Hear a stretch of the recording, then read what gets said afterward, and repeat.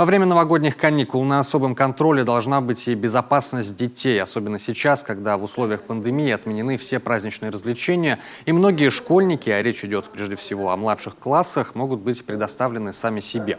Как рассказал на заседании Межведомственной комиссии по организации детского отдыха замначальника МЧС по Коми Константин Сухарев, буквально недавно в 3 муниципалитетах — Сосногорске, Сыктывкаре и Ухте — произошли пожары в квартирах, где в одиночку находились несовершеннолетние дети.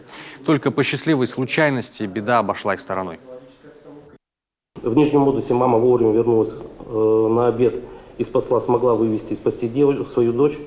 В поселке Краснозатонске девочка 6 лет выпрыгнула из окна на руки прохожего. Это тоже как бы стечение такого обстоятельства, что буквально все шло на минуты, счет шел на минуты. И в Ухте как бы соседи, опять же, вовремя сообщили о пожаре, возгорании в пожарную охрану. И пожарные по автолестнице, опять же, смогли спасти мальчика 7 лет из горящей квартиры. Причины пожаров в Нижнем Модусе — это была детская шалость ребенка 8 лет. В поселке Краснозатонске — это короткое замыкание в мультиварке.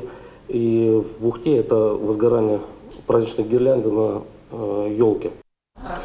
Константин Сухарев призвал педагогов республики на последней неделе перед каникулами провести со школьниками дополнительные занятия по безопасности, объяснить им правила поведения как на улице, так и дома.